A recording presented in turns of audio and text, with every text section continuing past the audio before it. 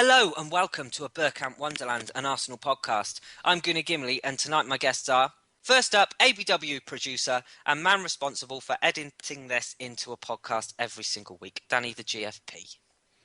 Hello. Hi. All right. Yeah, I'm good. Glad we got this started so quickly. It's just another week. We've only been sat here for an hour. Certainly have. Talking. Certainly I'm sure there'll be some little bits on the outro of some of the funny things that we said. Or it's Christmas coming up, isn't it? There'll be a funny bit of things throughout the show. That's 20 minutes you'll never get back. True. Right. Next up, the man, the myth, the pirate. It's Budget Jesus himself, Kris Carpenter. Not very well, IB Gimli. How do? Feel like I've been shot out of a cannon backwards into a wall, but I'm here. It's all good. Is it another cold? I don't know. It might be the cat AIDS. Not sure. Full blown. Too much sailing on the high seas. That's what it is. It's the scurvy. That's what it be. Send him some lemons and limes, for fuck's sake. Help the boy out. Jesus. He's probably got hepatitis C in his beard. Right. Oh, God. Next up, with a beard unrivaled in sports entertainment, radio regular, it's John Walsh. Hello. Hello, Gim, you alright? Yeah, I'm not too bad. How are you? Oh, I'm good, mate. Very good. It's nice to have you back. Thanks. It's nice to be back on. Kris keeps saying that you're not inviting me back on, and Danny just doesn't like me, but I don't believe him. I think that's only Tom because he looks like Sam Smith. Oh, that's it. And he steals iPhones. But Tom's got a new beard now, so he's one of the lads. That was grown very quickly. That's a bit suspicious. I think he's been using your offcuts. Is he rocking a beard? Yeah. He was feeling a bit left out on the radio, wasn't he? So. And he's actually grown a decent one, unlike some people. It's more of a goatee than a beard, but yeah, well, it's trendy, isn't it? It's very fashionable. I reckon he's done what I did once, which was I grew my pubes and a beard. I wove them together and played them like a harp. Oh, wow. I know. That's on YouTube. We'll get to the classiest bit of this show. Right, and finally, it's an ABW family affair this evening, and to complete the lineup, blogger for the Bergie blogs, it's Simon Collings. How you doing, Gib? I'm not too bad. How are you? I'm very good, thanks. I'll tell you what, you could perhaps just take that first hour and just send that out as the blog instead, I think, and just see what responses you get on social media. Legal action. To be honest with you, I've said enough on it that I don't think I'd leave myself in a good light. I don't think there's many people that I've not offended. I think we'd get some interesting responses anyway. Yeah, well, at least there was no poo humour. Right, as always, we'll kick off with a loan watch and some scores across the board. Danny. Okie dokie, right. Mr. Jenkinson, corporal to his mates, came on in the 88th minute in West Ham's 0-0 draw at Man United. That's just before Man United got knocked out of the Champions League. The $300 billion team. Serge Gnabry was not even on the bench for West Brom in their 0-0 draw with Spurs. I think he should be back home at Arsenal any day now. Ashley Maitland-Niles. Conservative. Thank you very much. Started in the 2-0 home loss to Middlesbrough, which is a bit of a shock, but a shame because Middlesbrough are a good team, but Ipswich are a half-decent team as well. Martinez is still injured, so didn't play for Wolves, and Chupa Apcom came on as a sub, and Hayden didn't start in Hull's 2-1 loss at Leeds, which is surprising because Leeds are shit, but Leeds are on their 14th manager of the season, so that's the only way they can win a game is get a new manager. John Terrell starting in Birmingham's 2-0 home loss to Huddersfield. They're not having a good time of it at the moment. And Mr. Wellington was not used in Bolton's 3-2 home loss to Cardiff. And Bolton today have been issued with a winding up order because they owe something like about 130 million. Does anybody know? No.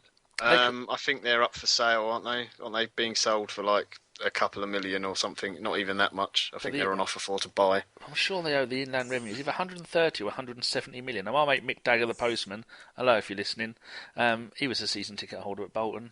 Just think of him. Pray for Mick Dagger, that's all I can say. Right then, Stephen O'Connor, Irish legend. He's at York City. The first game there a few weeks ago, they lost 5-1. They're second bottom of Division 4, and they've not played a game since the 28th of November. Hopefully, I think if they think they're not going to play their games, they'll get away with it, which they won't. Super Schnezny. Schnezny. Bless you, thank you. Wasn't he in Raccoons? I think he might have been. Started in Roma's 1-1 away draw at Torino, and also started their game in the Champions League, a 0-0 draw at home to Alexandre Chleb's Bati Borisov, and Mr. Chleb played the full 90 minutes. He was a man who should never have left. He should have pulled his socks up and stayed.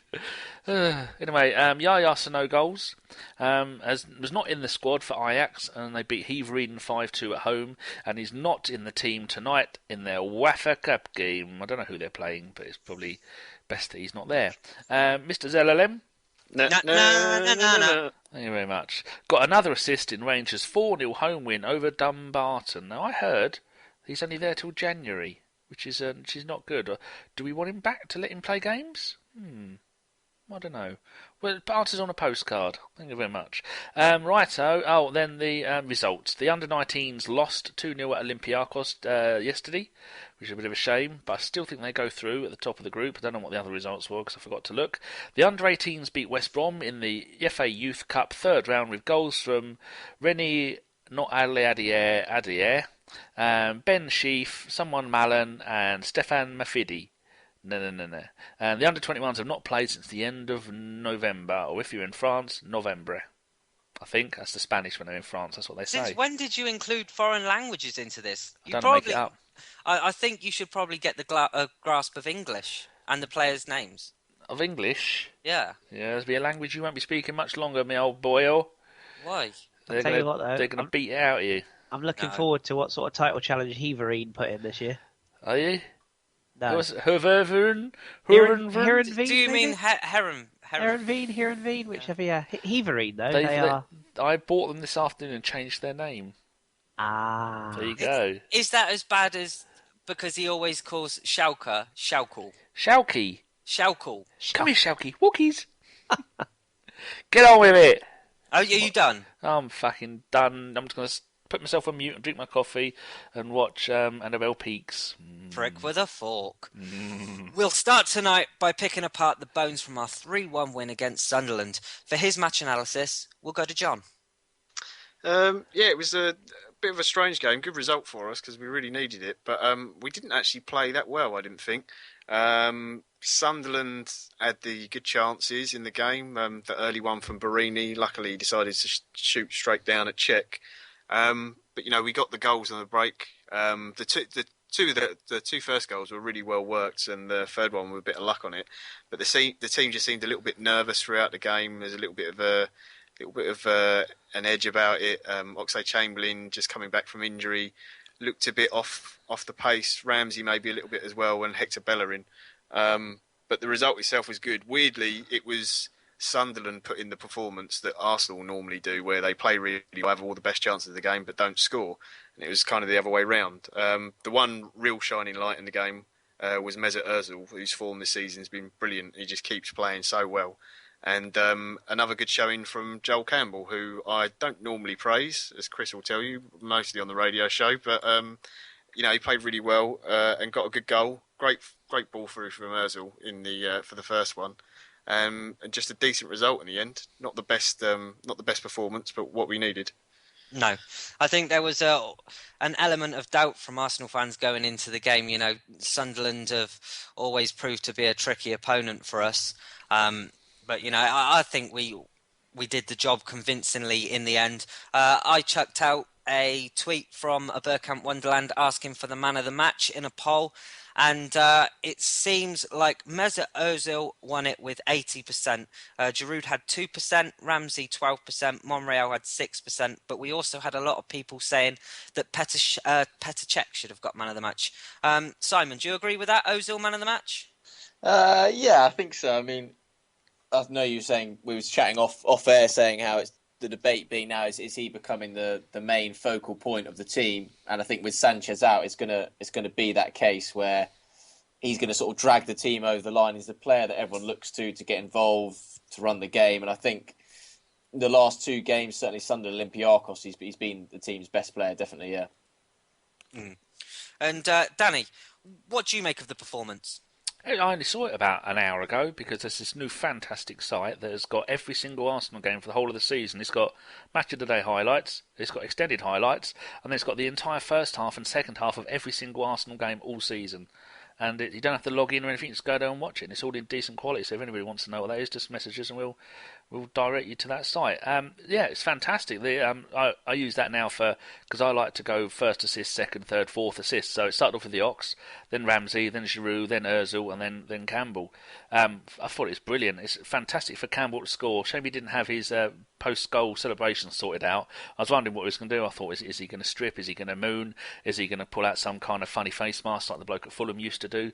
But no, he pulls out a dummy. Now, do you reckon he did that because people said he's acting like a baby, or has he just had a baby? I don't know. He has a daughter who he dedicates all his goals to. Well, that is a lovely, lovely touch. And yeah, we'll talk about the reaction of the Olympiacos fans to him as well, because that was really nice. Yeah, I was really impressed with the game. That's nice to see Giroud getting on the score sheet for both ends. It's very rare you'll actually see a player doing that. Technically not both ends. It was at the same end. Both teams, that's what I meant to say. Yes. Yeah, not both ends. One was first half, one was second.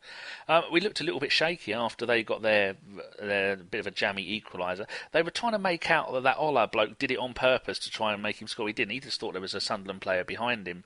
Yeah, the Sunderland were a little bit unlucky, considering when you look at the stats. We had 87% pass success rate compared to their 72. They only had 32% possession. I'll let you work out what we had. 68. They had 11 shots and we had 16.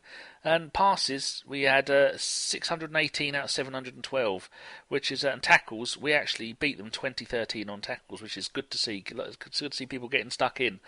Second goal, Ozil, Ramsey, Monreal, Ramsey, Giroud. Now, if you look further back, it went Ramsey, Ozil, Ramsey, Ozil, Ramsey, Ozil for about an hour on the left-hand side of the pitch. And then when they went, give the ball to someone else, because the Sunderland players didn't want to have anything to do with it. And then, Giroud scored his goal, which is another good goal from him, because I was saying I do have a go at Giroud a bit, like I do at Wenger. So when Giroud plays well, he is fantastic. And when he's angry, he's fantastic. But when he's bad, he's just very, very bad. And that's what annoys me. But again, he is asked by Wenger to do a hell of a lot for the team. And then Ramsey's goal was really, really nice to see that he's done more in one game from the central midfield role than Santi has all season. To hear that, that's someone shaking their sabre at me. I think we should also talk about a stat as well regarding Olivier Giroud. Since joining Arsenal in 2012, Giroud has 17 headed goals in the league, and that's more than any other player. Kris, he has a lot of criticism, doesn't he? And we won't touch on the Olympiacos game because that's still to come. But as Danny said, he does a lot for the team, doesn't he? Yeah, he does. And we've said all along, I mean, what better value can you get for money than what he's been? I mean, just over 12 million quid. I mean, it's a snip in the market nowadays. When you think of what people are paying for largely unproven talents, you know, someone like a Martial, for example, you're paying 3 times as much for a player that you don't really know what you're going to get, however much the promise is there. So, yeah, I mean, you know, he's doing exactly what we need him to do. And the thing I really like about him this season is he's risen to the challenge of having competition in Theo Walcott. You know, he knows now that when he gets an opportunity, he has to take it. Theo went down with the injury, and by and large, he's taken the opportunity while Theo's been out to prove that he can do a job. And there isn't any other centre forward at the club that can do the job that he does, and as effectively as he does. And like you say, we'll come on to Olympiacos, but he's banging forward at the moment. And if he can, if he can cut out the histrionics, which is what winds some people up, I think he's arguably be one of the most complete centre forwards that we could ask for. And Simon, he's really shown character this season, hasn't he? Because there was at one point where he was being booed by the Arsenal fans and even booed by his own national fans, the France fans. So he's shown a great amount of character this season, hasn't he? Yeah, I think Giroud's one of those players that when he gets this sort of abuse, it quite annoys me for the simple point. The fact is, you know, he cost, £12 million is all Arsenal paid for him, and the people are lambasting him for not being a 30-goal-a-season striker. When the years he's had at Arsenal, he's got around 20 goals every season.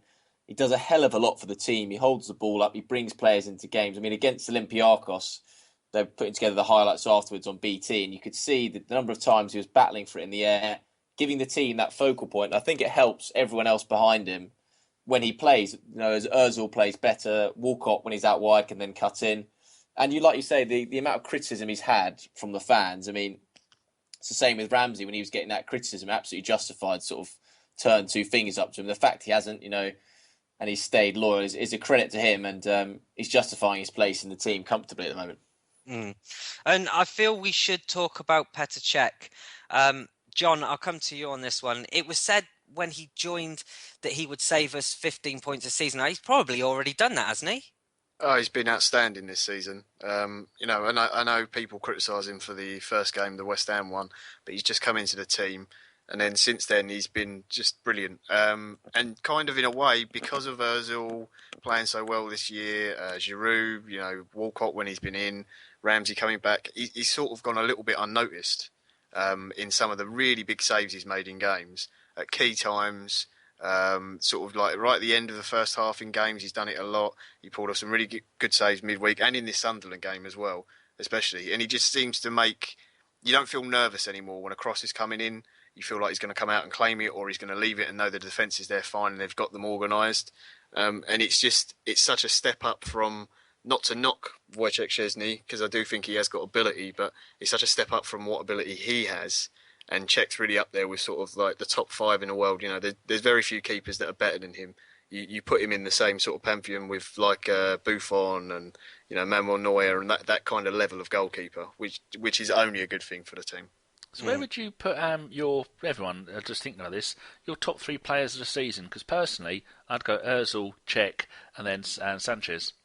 Talking about, and I can't remember the last time we listed a goalkeeper as one of our best 3 players. Gimli, go on then. I was going to say I'd go Ozil, Cech, and Monreal. I think Monreal is another player that has been absolutely fantastic for us this season. Bombing down that left-hand side, he just runs all day long, and it's going back to that knowing you have a defence and having the goalkeeper that is mature enough to organise them, that's a wise head on old shoulders, and it just seems to be working. But Monreal would be the one as a bit of a left field. I think Alexis has been very hot. But Alexis has been very hot and cold for us this season. He had that run of games where he was scoring just loads, and then he's just seemed to be a bit quiet the other time. Some of our fans were starting to get on his back, which, unnecessary. But I think we expect a lot of him, don't we? But, what else would anyone else have? I'd put Koscielny in there, I think, maybe very close to it anyway. Last night he was fantastic. I think he's the difference he makes when he plays in that defence is just his covering ability and the fact he complements Per so well. I think he's been, for the last sort of 2 seasons, been one of the club's best players, I think.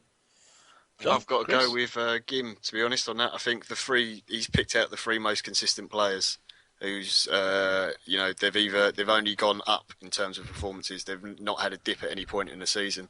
I suppose, you could have argued Coquelin before his injury. There's certainly been one. If he hadn't have had that, then maybe he'd be up there. But I think, Gim's got it spot on. Fucking hell. Can we have that one recorded? Because no one ever says that. Did Kris answer this? No, he didn't. Is he too seething about my Santi comment still? No, still kicking the cats? I would actually say Santi's been one of our best performers this season. But fucking hell, someone had to come on and fucking take the piss. It's not taking the piss. So he wants to no-go as well. Just look at the second assist and look at what he does for the team. But anyway, moving on from that. No, I think Simon's bang on. Koscielny is the one for me. I think he's vastly underrated by even some of our own supporters. I think he's arguably one of the best central defenders in Europe on his day. The partnership he forms with Mertesacker is vital to us going forwards. And I think, I'm not a huge stats person, but I think I'd be right in saying if you look at the amount of games that he doesn't play, we tend to not get victories and not get points from. So he's vital, and it's all very well people saying, get Gabriel in. Well, you couldn't have a better person to learn off than Koscielny and Mertesacker as a partnership, and hopefully that we can turn Gabriel into what we did with Koscielny, because people forget again we got him from Lorient for next to nothing when he was very much unheard of. So it's yet another player people forget that had we have not got at the time would probably be worth 25-30 million now. There was rumours in the summer, wasn't there? Real Madrid wanted him. They were going to offer about 30. Real Madrid won everyone, but yeah, there was. Yeah. I think other than Kompany, he's probably the best centre back in the league. I'd say. I think he's I'd better. say he's more reliable than Company. Yeah, I think he's better. So. And Company has a bad day like last season. Season before last, Company was terrible. Company is vital to Man City, but I think look at them now without him. Yeah. Personally, I it's just a personal opinion. I've always thought he was very overrated just because he's very good on the ball, but as a defender, he's caught out of position a lot of the time. But I think for Man City, when you look at what else they've got to pick from, he's vital. And he made Jolie Lescott a better player as well, which is no mean feat. But just imagine if we had Company and Koscielny, two world-class centre-backs, then that'd get the best out of both of them, wouldn't it? I tell you what would happen if we had that. We'd be back to Vermaelen and Koscielny, and it wouldn't work because they don't complement each other. Same kind of player. Yep. Go on in, Gim.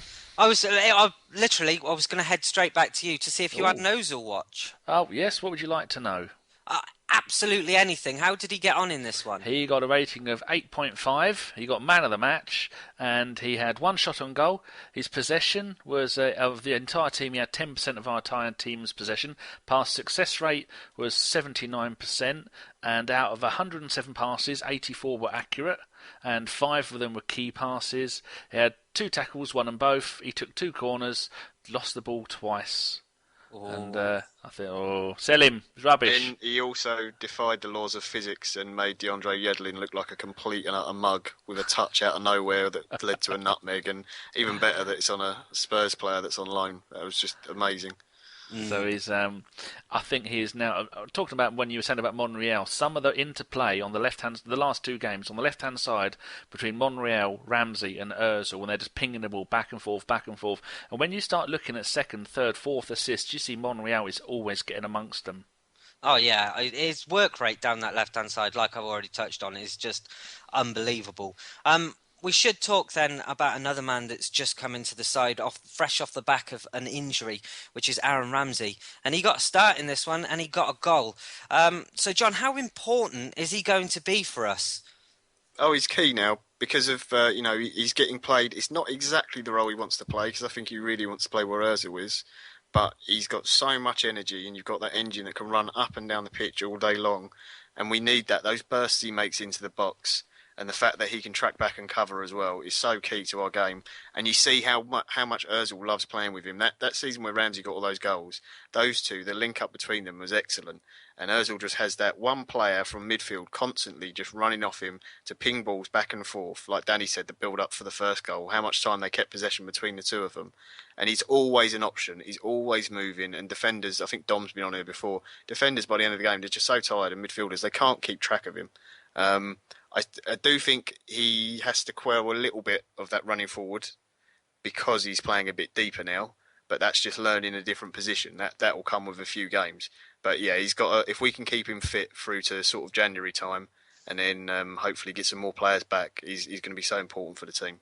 And I did see that he tweeted, Kris, about. I think it might have been Gary Lineker complimented him about Ian Wright.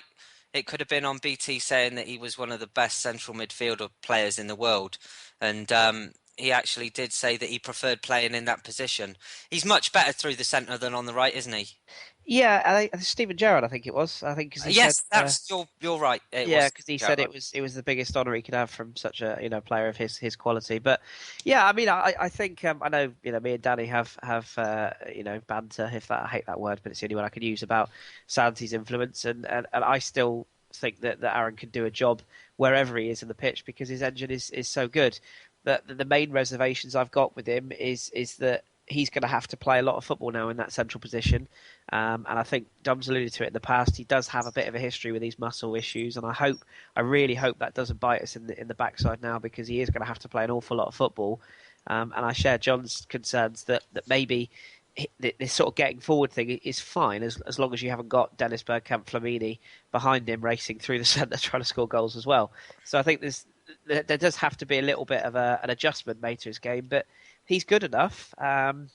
Best midfielder in his position in the league. I'll be honest, I think that's a bit over the top. Personally, I'm not having a go at the guy, but I think he's still got he's got a lot to prove that he can get to the level that he got during that season where he got all those goals. The good thing is he's still young. he does impress pretty much, whenever he's in the position he likes to play. And I just hope for his point of view that he does stay fit, that he continues to learn the position, and maybe next season moving forwards, the three of them in the midfield, sort of Coquelin, Ramsey and Cazorla would be heaven for me. But that would obviously mean changing our shape, so I don't know if that's going to ever happen. And Simon, Ramsey is very much a confidence player. When it's going well for him, when he keeps it simple, he does those things very well and seems to, get plenty of goals for it. How important is it, do you think, for him to score that goal? Oh, I think it's massively for him, because if you ever, he often speaks about it, not in a demanding and upset way, but he always says, I want to play in the middle. That's my best position. It's where he plays for Wales, and it's where he is best. And for him to be moved into that role and score instantly is it's redemption. It's justifies Wenger's selection. And I think it's where his best position is.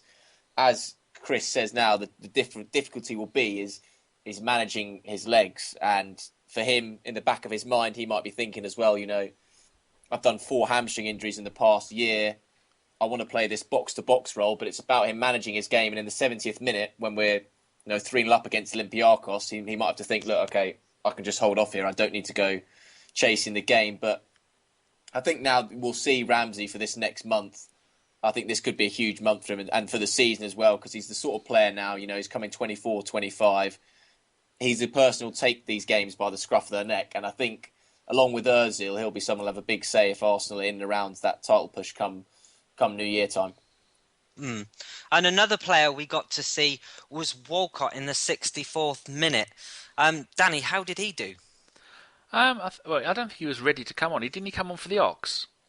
Something like that, yeah. Yeah, I think he did. I don't know why they took the Ox. I only saw it an hour ago or so. I think he vaguely said that it was cold and the Ox was struggling or had a slight... Does anybody know? It was his first, Oxlade-Chamberlain's first game back properly, and to be perfectly honest, he was terrible. Yeah, he was pretty. Truth be told, yeah. I do worry about that. And I think he wanted to get legs in Theo's legs. That makes no sense. Game time in Theo's legs before last night, so made sense. Yeah, I think Theo did all right. He was involved in one of the goals. Now, where was it? It was he got a third assist in Ramsey's goal. It went Gibbs, Walcott, Chambers hit a Sunderland player, then Ramsey put it in. So I think in the Walcott was looking. He maybe could have been a little bit more greedy and had a shot on goal, and it might have gone in because Sunderland were pushing so hard to try and make it 2-2 that we got them on the break. Went down. That was when I think Monreal was doing mental on the left-hand side, doing really well. Yeah, I think it's nice to see Walcott back. It's going to take a while because he's so much of a confident... I moan about Giroud being a confidence player, but at least Giroud, as soon as he comes back, he plays to his ability straight away. It seems to say... Like Theo's like an old car. When you can't just start it up and get going. You've got to start it up, let it warm up, and then get going, and then bang, he's off. And pace is so much of his game, and I think he was maybe taking it a little bit easy, but he did make a few runs, and I still have hope for him. And it's good to see that we've got some of our players coming back now. So when it comes to the Christmas period, hopefully Giroud will get a rest, and then Walcott will get a game up front, which I think we saw a little bit of that last night as well. So I think he did all right, but you can't really expect too much from a player who every time he seems to come back again gets another injury. But thankfully he wasn't out for very long this time. But I do love seeing Theo play because they scare the shit out of the players with his pace, and he does have an eye for goal. And it's nice to see that he can still go and play. He played out wide, didn't he? And I think everyone was of the opinion that his days of playing out wide were over, and it showed that it isn't. That when we need him, he will go and play out wide. Played wide left, didn't he? Last night as well. He switched over halfway through, yeah. So that's good. It's a good sign that he's willing to help out the team. Not that you're going to say no, because he just won't play. No. Yeah. So hopefully, I like Theo.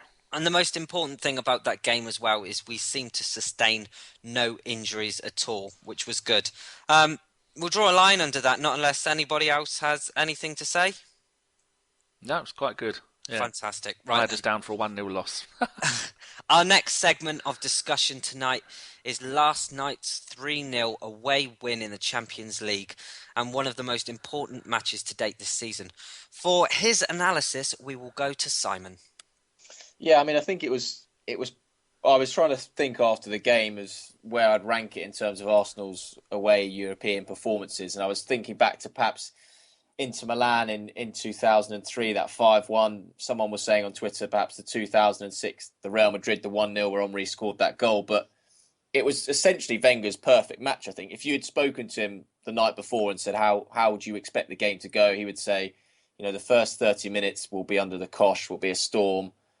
We'll get the goal, get through to half-time, get the second goal, and then the third goal. As soon as that third goal went in, it was game over, wasn't it? Because Olympiacos then had to score 3 to knock us out, essentially. But we've already spoken about him. Joel Campbell, I thought, was absolutely superb on that right-hand side, cutting in. I mean, that assist for the second goal, the touch to bring it down, the no-look pass through to Giroud, who, again, we've spoken about already, but he was absolutely superb.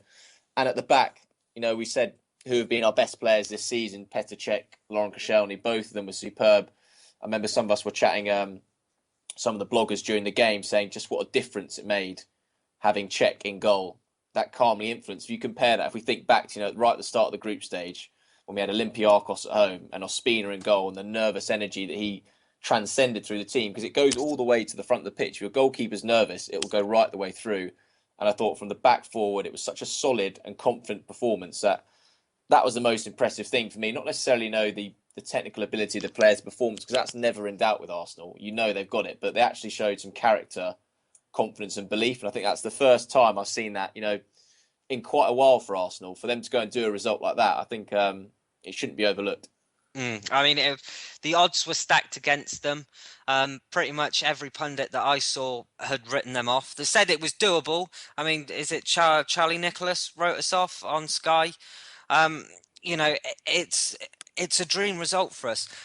One thing that we should do, Kris, and I'm going to come to you to this, is praise Arsene Wenger. Credit where it's due. He set up the team right, and they went out and got the result.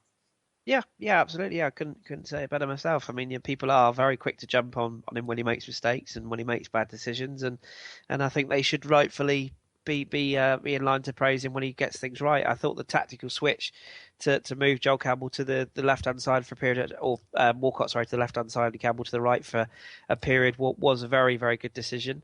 It's the classic sort of thing you do just to unsettle a defence, and you give them something different to think about, and that proved dividends to get us that first goal. Just picking up on that stat, or what Simon was saying about with the away performances, that's only the second time in 9 years Arsenal have won by 3-0 away from home in Europe, and the last time was against Fenerbahce, which was in 2013. So that alone says that it was kind of a rare occurrence that we would go away from home and score 3 goals without conceding. So it's proof that we can do it, and the manager was spot on. As you say, pick the right team, pick the right tactical setup to go out there, and it was. I think the BT guys were saying at half time it was the perfect away performance. Got the early goal, got the goal midway through the first half, and we didn't panic. We didn't do what maybe Arsenal even of last season would have done, where we'd have thrown 24 men forward and tried to score the second before we'd scored the first. It was a very composed, sensible setup. We hit them on the counter at the right times. We took the chances when they came along, and we got the best result. And just very briefly picking up on Joel Campbell, his game, I really do think, sort of picking up. I know I ribbed John a bit last night on the radio show, but he's starting to show the talent that I think a lot of people knew was there.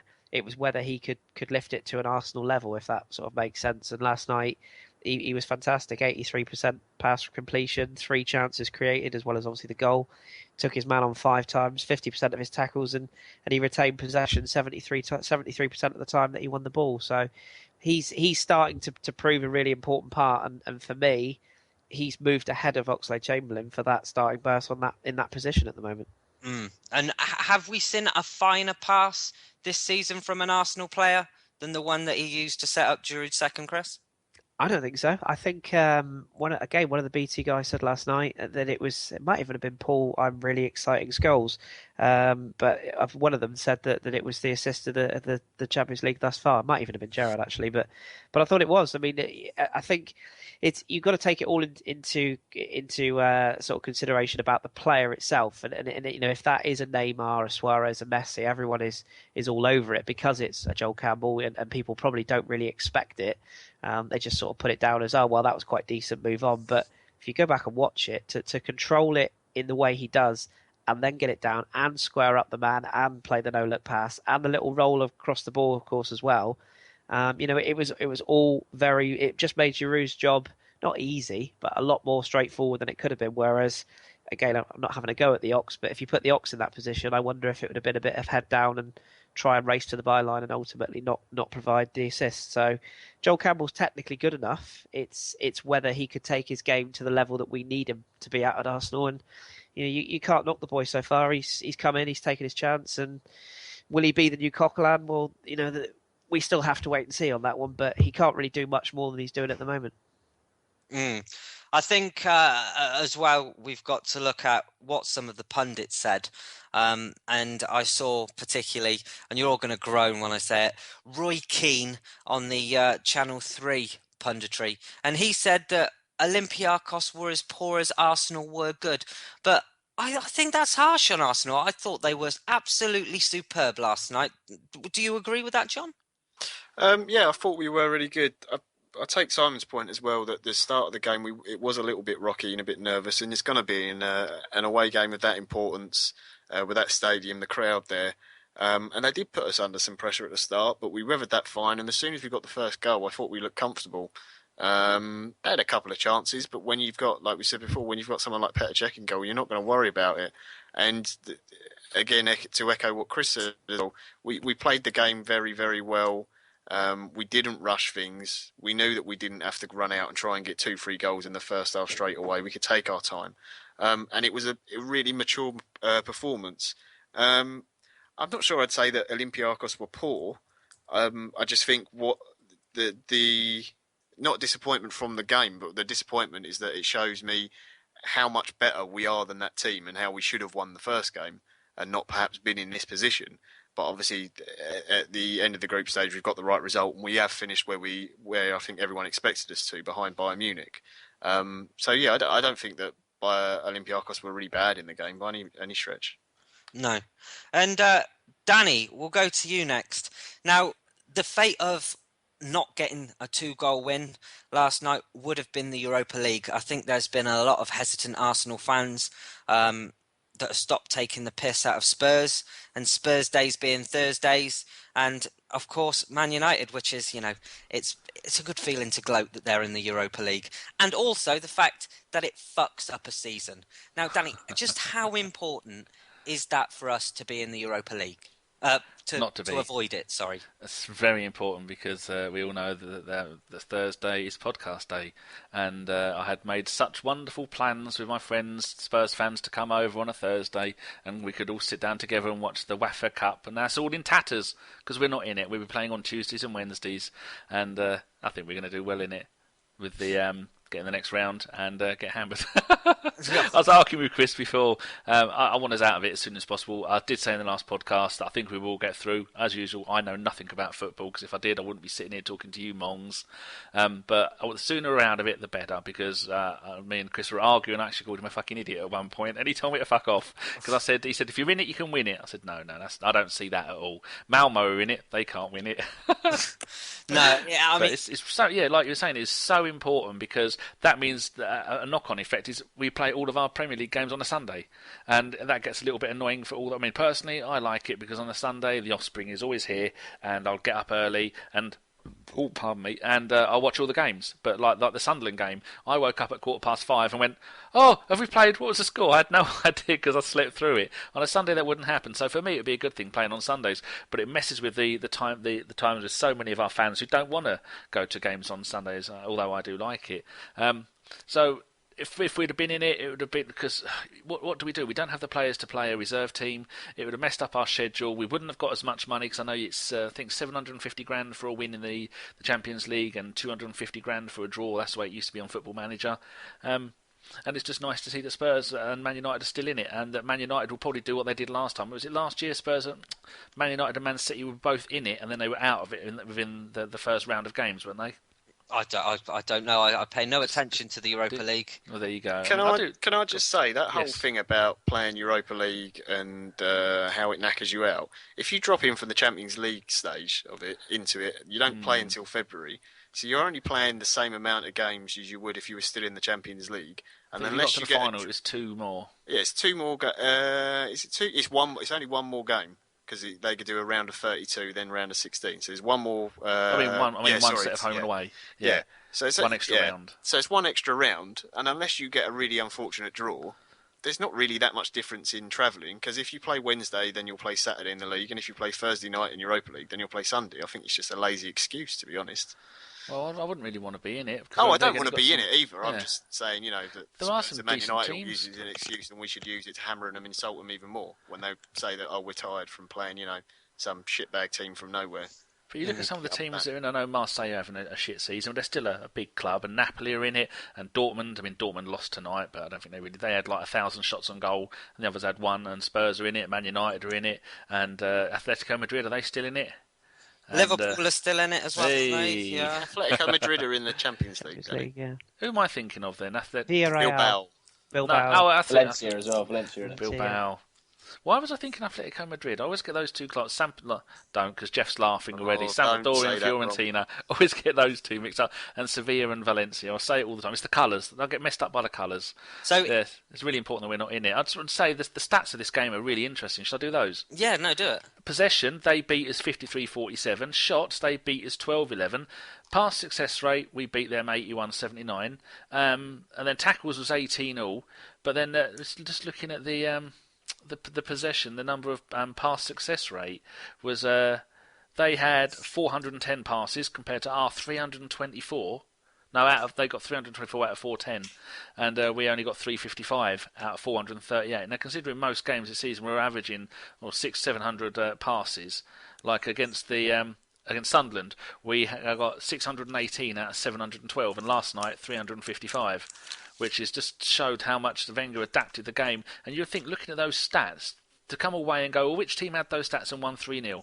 You wouldn't be thinking it was them, where they had more shots. But I don't know. I thought I put down that we'd win this 1-0, wouldn't go through. But they were pushing so hard, but they were just so terrible when it come to getting the shots and getting the goals. But Petr Cech last night was absolutely stunning, and some of the tackles that Koscielny made I think that was one of the best games I've seen him play all season. And it's nice knowing that the Koscielny-Mertesacker partnership is back working the way it is. And I think with Bellerin and Monreal and Cech, with that back five, it's probably one of the best back five playing football at the moment, and it's really nice to see. And I thought Flamini, he had a good game, because isn't he someone whose career is virtually over at Arsenal, the billion-dollar man, that he still came in and he did a job, and he wasn't terrible, and he didn't kill anyone. No, which was good. I think the whole team was fantastic. Giroud got an 8 point. Oh, I've gone on. It's gone now. Hold on, wait there. Oh no, it's not telling me what he got. Our ratings. He got a 9.5, and he got man of the match, which is absolutely fantastic. I was hoping that he was going to score another goal, and that meant he'd have got 4 goals, and he still wouldn't have got a hat-trick for us. So I think we should talk about what comes next in terms of the Champions League, and it's a question that I'm going to chuck out to all of you. So we've got Madrid, or we could play one of Madrid, Barca, Atletico, Zenit, or Wolfsburg. Now, who from that do we want? Simon? Obviously, I think you want Zenit or Wolfsburg, but I mean, the one you just don't want is Barca, I think. I think I'd fancy us against any of the other 4. I think in a 2-legged tie, I think we'd have a chance. But Barcelona are just on another planet with that front 3. I mean, they're literally unstoppable. So I mean, any of the other 4, obviously Zenit and Wolfsburg, probably maybe Wolfsburg, Zenit, so it's not as far to travel. But because if you get a good draw, I mean, this one of the notions that I hate, one of the sayings where people say, "Oh, you got to beat the best to win it." It's not in a cup competition. If you can get a good draw, you can get to the semi-finals by playing 2 bad teams. So if we get someone like Zenit or Wolfsburg, there's no reason why we can't get to the quarterfinals. No, and that's what we're going to do now. I've changed it, seeing as you've done it. I wouldn't want Barca. I want Zenit. I'm going to want Zenit? I know I don't want Zenit, but you just said that. Who do you want to avoid and who do you want to play? Danny, seeing as you're being chopsy. I want to avoid Zenit because it's 1,000 million miles away, and I want to get Atletico Madrid, because that's my Spanish team, and I think that'd be an interesting game. Okay, John? And we haven't played them before, recently. I want to avoid everyone other than Wolfsburg. And that's who I want. Lovely. No, I suppose that's nice and easy. Kris? I'll buck the trend. Actually, I wouldn't mind Real Madrid because I think we can do them with 2 legs. But I'd actually like Zenit. I prefer Zenit over Wolfsburg personally. You're scared of the Bentner, that's what it is. Yeah, naturally. He's going to come and do you with his tacky jewellery. Exactly that. But no, I mean their form in the Champions League is a bit of an anomaly. There we go. They're 6th in their domestic league, which is by their standards terrible. They've got a fairly average manager in Villas-Boas in charge. We all know how he did at various clubs in the past. And although, yes, it would be quite a trek to go over there, Russian clubs traditionally don't travel well. So for me, it all depends on whether we play home or away first. But if we went away to Russia, for example, and got either a 1-goal defeat or a draw, I would fancy us to beat them comfortably at home. So I'll buck the trend and take Zenit. Can I add a bit to that Zenit thing that people need to take into consideration? You will anyway. The fact that they've changed their league season. They used to go a calendar season, like January to December. They do finish it then, but then because of what do they host? They host something. The World Cup. No, they didn't hold the World Cup. They did the European Championships. They did was it the Didn't they share it with someone? No, that was Ukraine. Oh, anyway, yeah, so they changed it to they did a back-to-back season. Now they have the same season as we do. So it used to be the case of when you get a Russian team, then we'd go and play them in their off-season when they had a massive big break or the season was over or combination of two. Now they play the same calendar as us, so they're not as going to be as easy to beat because that used to always be the thing, didn't it? Well, I don't know, sorry. You don't know? Just say yes. And it'll be early kick-off as well, the away leg. 5 o'clock, I should think. Yeah, it'll be like a 5 o'clock kick-off. And they'll have come, that'll be after a winter break. I don't know how long their winter break is. Which is another reason. 2 years. Which is another reason I'd like to play them, because if you look at traditional Russian teams, when they come back from the winter break, they usually take a couple of weeks to get back up to speed, and I think that's the time to hit them. I don't know what the stats are, but I would imagine most Russian sides tend to exit at the last 16 stage. There's very few get beyond this stage. So I can tell you why that is, Chris. Actually, fact. Go on. That's the come down from all the drugs they've taken. That's what it is. Slander. Allegedly. There's also another thing to take into consideration. Wolfsburg are owned by Volkswagen. They're one of only 2 Bundesliga teams that aren't owned by the fans, majority owned. As Volkswagen are absolutely fucked, even though I'm buying one of their cars, they are not going to be strengthening over the winter break because the next round of games is in February, is it? Yep. Yeah, so over the January transfer window, they won't be strengthening because they've got no money. If anything, they might have to sell a few players. I'm sure I've read that somewhere. Neither will we. Sorry, I might buy. But remember, Bentner has got a hat-trick in Europe once. Yeah, once. Yeah, it has. Once. Yeah. Then it also managed by AVB as well, so that'd be pretty funny. Yeah. Well, there's talk of him leaving, isn't there? Yeah, I think he definitely wants to leave. I don't think he wants to stay there. Yeah, he said he'll see out the season, but there's some confusion about whether what does he mean by the season? Yeah, does he mean the Champions League season or the Russian League season? Because he doesn't heal like dog. Exactly. I mean, just put it in perspective. They're 7 points off the top of the Russian league at the moment. There's 5 teams above them, so they're going to struggle to get back into that title race. So he might be looking to leave while his stock's high, so he can get another move to another job. But his record v Wenger is pretty poor. So I think he was in charge when Arsenal beat Chelsea 5-3. I'm pretty sure, and when Spurs got done twice in that season as well. So don't think. Yeah. There's surely plenty of excitement to come, and I think that draw is on Monday, isn't it? Is it Monday? Yes, 10:45, isn't it, or something? Yeah, 10:45. Danny won't be awake. 10:45 on BT. Yeah, we'll let you know in the WhatsApp group, Danny, who we get. And sticking with you, Danny, drawing a line under that, we will move on to the best of the Twitter questions for this week. Well, has everyone finished saying their thing on this? Because everyone was done. I'm weeing sand again. That's bloody terrible, isn't it? Why do you have to bring it onto the podcast? Because I like to share. Not the sand. But we don't like to know. There's a difference. Oh, no one's ever told me. I mean, I don't want to wake up in the morning. The first thing when I wake up in the morning, I don't think, is Danny still taking his estrogen tablets? Perhaps you could do a Twitter poll, Gim. Like, would you like to hear Danny pee live on air, yes or no, and see what sort of responses you get? I did do a good Twitter poll this week about what player would the listeners most like to see come back, or are most looking forward to seeing come back? And in what capacity? Manager or with another team or no, buying? Which player that's injured are you most looking forward to coming back in the team? And actually, it was a surprising result because the choices were Coquelin, Alexis, Wilshere or Cazorla. Of course, there wasn't enough space to put Welbeck because I didn't think anyone would say him anyway. We don't need Santi anymore, do we? We've got Ramsey. No. Well, Santi only got 2% of the vote, which is... See? Quite shocking. And Lots of Welsh voters. Both of them were Kris. Out of 760 votes, it goes as follows. Coquelin was 38%, Alexis 34%, Wilshere 26%, Cazorla 2%. So I thought that was very interesting. And all these Twitter polls are Gimli's own idea, and I like it. So if you like it, let him know, because it'll make him feel special. I should do it. Which member of the podcast do you like the most? Me or Danny? We'll do that later. Can I put in a special request at this point to listeners? Is it for breakfast?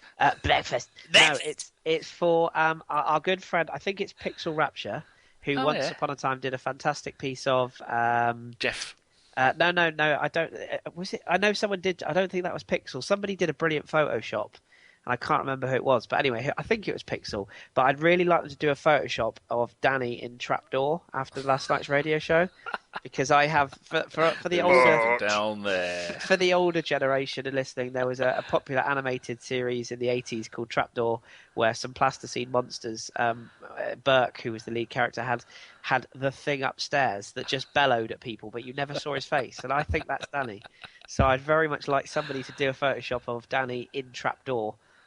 Possibly with Druts running around by his bed. That would be brilliant. So there you go. That's my request. We've already got Tyrone doing the T-shirts with Danny naked on the wrecking ball, like Miley Cyrus. Put the children to bed, for Christ's sake. I have told him that the face pic that he uses of Danny, I want it looking like it's staring daggers through you. So it's like a really kind of... And I won't say... Because we can't say rapey on this podcast. Can. I'll say sexually provocative look. Sexually unrequired. Yes. The Sharon Stone of Danny looks, yeah. I've made myself feel sick. Yeah, minge teasing bastards. Oh, give us Twitter questions. Righto. First of all, from someone called Colonial Canonon. Don't know what that means. Sounds like a right ginger-bearded wrong'un. Never heard. What does a striker have to do to be considered world-class? And I'll go to Kris down first on this, because then we can all tell him he's wrong after. Typical. Well, I know exactly what our good friend, our good American pal is talking about there, about our big French lamppost, Danny? Oui.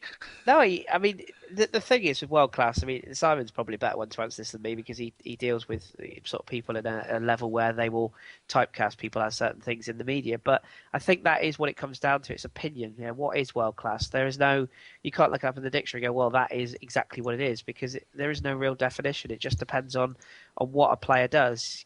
You know, you can say that one player is world class for one team and would be absolutely terrible for another. In our team, for the money we paid, for the style we utilise him in, he is world class, because he does give the side so much. You know, when he's rolling around on the floor and doing the whole floppy wrist thing, then, you know, all of a sudden he's the world's worst striker. So it's peaks and troughs. But as I said earlier on, he can't do any more than he's doing at the moment. He's in the team. I think his strike rate, again, probably Jeff's a better one to answer this with stats, but I'm pretty sure his strike rate is something like level with Sergio Aguero's in the league now. I mean, you know, it comes down to fashion. He's not young, hip and quick and nippy, so therefore he's not world class. Well, he's world class at the moment for us, and long may it continue, in my opinion. Oh, well, there you go. I'm just looking at the we're playing Man City, because the next question we're playing. Actually, someone else answer this, and I'll tell you the bit about company of that. Who wants to answer that question next? Simon, do you want to add some wise words? As you're the only one on this pod who knows anything. No, I think Kris is exactly right. I think for fuck's sake. It's so subjective though as to what world class is, and as he says, you know, it goes in peaks and troughs, and you'd have people now who'd probably argue that Jamie Vardy's world class because he's scored 11 Premier League games in a row. So.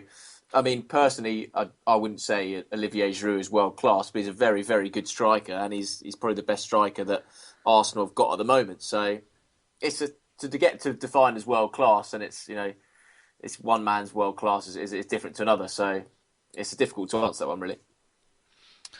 John? Yeah, it's really subjective. It's like trying to classify art when people go, "Oh, that's a good piece of art." Well, to me, it looks like a 4-year-old scribbled all over a big bit of white paper, to be honest. But it's the same thing with that. Oh, he's an elite player, or he's a world-class player. I can't be bothered with it. You score goals, you score goals, great. If you're doing it for the team, good. If anyone said to me, "Is he as good as Aguero or Lewandowski or someone like that?" then I'd say no, he's not. If that's you want to put him in that sort of category. But I think if you look throughout the league, I think Aguero probably is the only striker who's better than him. And well, luckily for us, but not for Man City, he's injured most of the time. So I suppose it's good we've got him. Mr. Gimli, do you want to lay down some truths? I don't think there could be anything that I can say that hasn't already been said. Just say breakfast. Breakfast! There you go. I think Gimli wins that round. Okay, next question, because I was ahead of myself, from A.B. Guna, and then I'll give you a stat after it. Man City are pretty fragile at the back. Should we be looking to beat them rather than potentially aim for the draw? Now, I've just had a look at physioroom.com, and it says Vincent Kompany is back on the 21st of December, so they won't have him. But the good news is Dimichelis is back any day now, so they should have him. So, Gimli, got any wise words on this before the others beat you to it? Oh, we'll beat Man City. Piece of piss. That's it. That's all. Oh dear. I'm not adding something to the end of the podcast notes. So if you've hasn't written down, you don't know. No. Jolly good. John. I'm a little bit worried about the game because David Silva's back now and Yaya Toure is. So I'd be less concerned about their defence and I'd be more worried about what they can do going forwards. Especially after watching how they destroyed my Mönchengladbach during the week. That, sorry. Yes, you did jinx that. You get. We were winning before then. We were going into the Europa League. Yeah, they were absolutely terrifying in the second half. David Silva and Sterling and Kevin De Bruyne. It was horrible.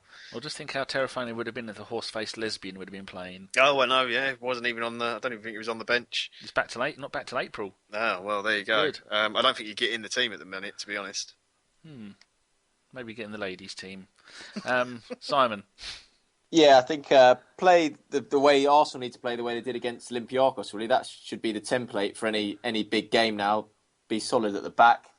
Look to play through Giroud at the top, and with a team like Man City, yes, they're fragile at the back, but you know if Arsenal try and go at them and leave the likes of Sterling and De Bruyne and Silva the space that they can get, you know, it's going to be a problem. But I think we're at home, so I think Wenger will play it right and, you know, take the first half and keep it tight, and then if it gets that last half an hour, you can go for the win. Chris, thoughts? Well, put your house on Kompany being fit. I guarantee he'll be fit by then because you just know he will be. In fact, if anything, they're probably keeping him out so he is fit for that game. I would simply say if we turn up and we play to our level, i.e. Man United at home, we can beat anybody, literally anybody. And Man City haven't done anything this season to make me think that they are the finished article. They've clearly got very, very good players. Unlike John, I've never really particularly liked or rated Yaya Toure as far as his style goes. Yes, he can change a game, but he can also, and he can also just be a complete passenger. So, for me, the biggest worry, as John also alluded to, is David Silva and Aguero. If they can get their partnership back, the fact that we don't have our two, definitely our best sort of holding midfielder and arguably our first choice central midfield pairing, that's where we've got to be really careful. Crossing wise, that sort of thing, I think we'll be all right. But coming through the middle and having a magician like Silva is going to be the biggest test. But if we turn up, we play to our strengths, then we can beat anyone, and that includes Man City. There is a way to get around the Silva problem. You get Mr. T to come and sit in the front row of the crowd, all wearing all these spiky gold and silver, and then Silva, the player, will not be able to not go up to him and try and steal it, because if it's shiny, he'll want it. Or you could just whisper in Flamini's ear before the game that David Silva said something horrible about Mesut Ozil, and then he'd just chase him for the whole match. He'd ignore the ball straight away. We'd be down to 10 men, but like David Silva would never walk again.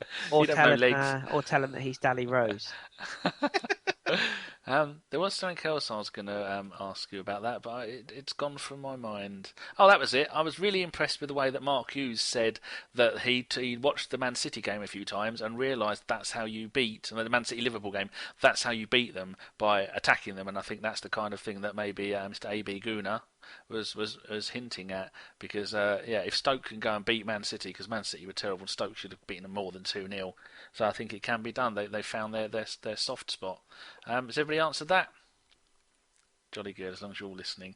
Right, this is from Chirobi and Running Sesh. Running Sesh actually sent us 72 questions and interacted with everybody else's questions, so no idea what was going on. Those two have both said, has Joel overtaken Oxlade just like Hector overtook Debuchy last season? John? Much as it pains me to say it, yes, he has at the moment. I think you have to play him on the form. I still don't think he's an Arsenal player. I can't fault him for his work rate and the goals he's got at the moment and the assist he did the other night. But for me, he's closer to Gervinho than someone who should be in this Arsenal team.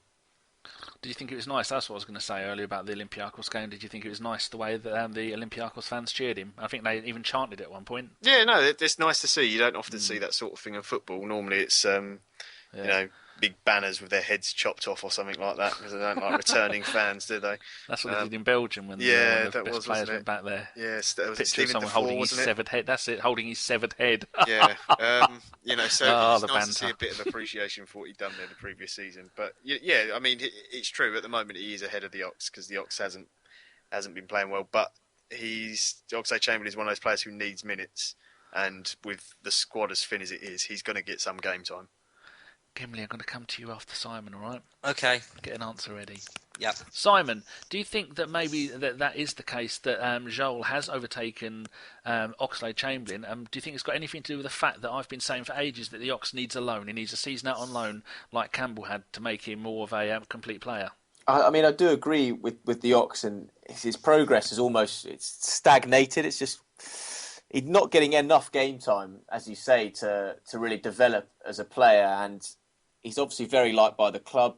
He very much likes the club. The teammates all like him, and Wenger's adamant that eventually, the Ox will play centrally because that's where he can make the most of his physicality and his skill on the ball. But when he's not playing, he looks so rusty, and Walcott's very similar in that aspect. Watching Walcott against Olympiacos, you see they're so rusty, and the Ox is even worse than that.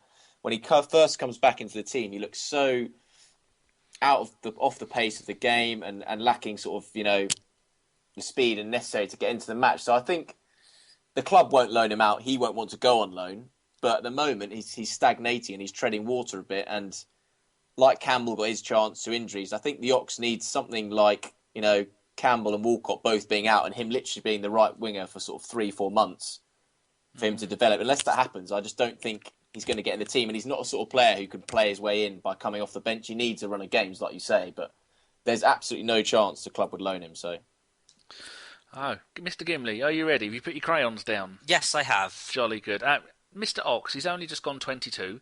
Do you believe he's got 24 caps and 5 goals for England? Do you think we're trying to expect too much of him too soon? Because normally a player of this age would have only been in the first team a little while, but he's been playing for us since we bought him in 2011, so this is his 4th, 5th season with us. What do you reckon the problem is with him, and do you think Campbell's overtaken him? I think he suffered with a lot of injuries that, have kind of hampered his career. When we started the season, we played against Chelsea. I looked at how he was playing in pre-season as well, and he was absolutely, he was phenomenal for us. I actually said that he would score, 10, 15 goals this season for us, but unfortunately, it's not materialised. In terms of Joel Campbell, I think all you can do is pick your strongest team. Joel Campbell is putting in a shift on the pitch. He's putting the performances. He's playing well, and I don't think you can drop him. In terms of Alex getting game time, it's up to him to come on as a substitute and make an impact. And if he can't do that, then I'd even go as far as to say that I don't know where his career lies if it's not at Arsenal. But, you got to believe that he has that talent. He has the skill to do it. We know he's got it in the locker. So I personally, I think a loan for him would be good. Oh, Kris, I'll save this last one for you. Looking at the mighty Wikipedia, Campbell has played 55 games for Costa Rica, got 11 goals. Now, did you see him play when he played for Leyton Orient in France in 2011-12? Yes. Has he improved his game much or adapted it much to how he plays now? Yes. Tell. The problem that Joel Campbell had initially was that when he went on loan to Lorient and to Betis, he wasn't particularly played in the right position. He was very much in and out of the side. And also, what people often forget with players that go on loan is that they're going on loan to clubs that are often of a much lower standard than the club that they're currently at. In the case of someone like Jack Wilshere, it was perfect because he went on loan to Bolton. It toughened him up, to use the old expression. He came back. He was ready for the sort of rough and tumble. With Joel Campbell, I think he wasn't. Wenger was not convinced at the time when he had him that he was ready. Obviously, he had to go on loan initially to get his work permit, so that wasn't even optional. And I think the key thing was it was when he went to Villarreal last season and when he went to Olympiacos prior to that. They were the two big moves. With Lorient and Betis, it just didn't really click for him, and he didn't get the amount of game time. When he got the game time, particularly for Olympiacos, he showed the glimpses of the player that we thought we could get, and certainly glimpses of what he was when he was playing for Costa Rica in the World Cup, where he was outstanding.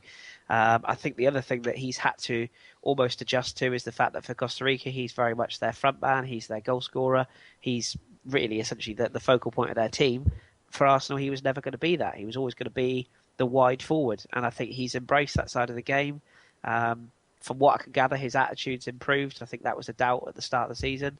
He's knuckled down. He's taken his chance, and it also showed last night. A lot of his teammates, when he was getting substituted, a lot of them came over, patted him on the arse and whatever, and sort of G'd him up. And it strikes me that he's almost doing what Coquelin did to a certain degree, in that he's trying to you're more convincing other people that he can do a job, and as long as he's playing at this level, you can't change it. And I love Alex Oxlade-Chamberlain. I'm not for a second throwing him under the bus. I want all of our players to do well, but I just think that at this stage, you have to play the players in form, and Joel Campbell is that.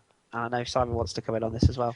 Yeah, I was just going to say, with his attitude, if you talk to people who went to the World Cup, and that was a real worry when he came back from there, because obviously Costa Rica very quickly became a story out there, and people who were covering it, the media and stuff, saying you'd have things like Joel Campbell turning up late for interviews, late coming out at training, mucking about a bit. And I think when he first came back that summer, I think Wenger had the idea of, I'll put Joel Campbell in the team. And I think seeing his attitude a bit, and that's why, perhaps he went on loan last season. I think he's finally come back now, fully knuckled down, determined to get in the side, understanding, he can't be the main man for Arsenal. He might have to play out wide, because when Arsenal signed him sort of 3-4 years ago, he had an offer to go to Man United, could have played for Arsenal.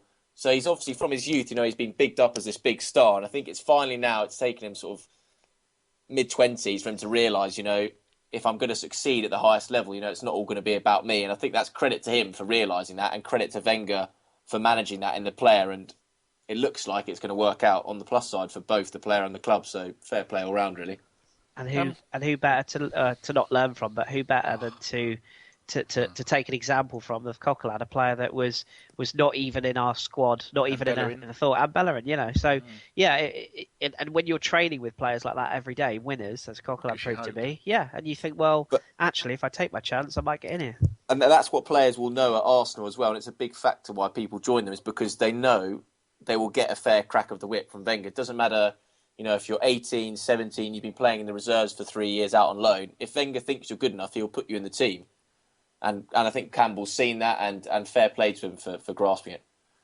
I'm just looking at transfermarket.co.uk. It says he's left-footed, but his best position is right wing, but he can play up forward or left wing. I think we saw yesterday playing on the left wing for part of the game that he's really confident there on the left-hand side. I mean, I think he can play there, and while we have maybe the Ox or Theo playing on the right-hand side. One quick question to everybody. Do you think we should sell him? Do you think he'll go in January, and what is his best position, John? I don't think he'll go in January because we haven't got the squad depth. I think had we not had as many injuries, then he probably would have gone, because I don't think he would have got the game time. But I actually think his best position is probably on the right. Alexis, why anyone would want to move Alexis from the left-hand side anyway, I don't really know. That's his best position, and he's the work rate that he has with Monreal, the sort of connection they've got is really good. And I think Campbell, as much as I'm not his biggest fan, I think he does actually put in a lot of effort tracking back, which is something that Bellerin doesn't always get the cover he needs at right back. So I'd play him on the right. Gimli. Yes. I also wanted to chuck in as well. You spoke a bit about Bellerin. Did we all see the quotes from Debussy this week? Whether he had an interview on the radio. He's not happy. Tell him what he said. No, he basically said that he'd had a word with Arsene Wenger, and he'd promised him some game time. It doesn't seem to have materialised. That when he spoke to Arsene Wenger initially, he said, "Come back to me in December and we will talk again." He said, "I really do need to speak to him about playing because, of course, the Euro's coming up, being in France, and this is my last major competition. If I have to have a loan to make the move, I'm prepared to do that." Because he's just been dropped by the French squad for the last set of games. Yes, he also mentioned Johan Cabaye, who formerly of PSG, and said that he went to PSG, which is a big club. He wasn't getting the games. Now he's at Crystal Palace, and he didn't make a derogatory comment, but he said they weren't the best team in the world, but at least he was getting games, and he likened himself to that. So I think we might just see Mathieu Debussy leave in January. Now, He's not happy, is he? No, what's everybody make of these quotes or comments? Kris? It's not a big surprise, and to be honest, I'm not at all surprised that he might want to move on. I think Callum Chambers can do a job at right back. The biggest problem you've got is what if, and what I mean by that is what if Bellerin gets a serious injury.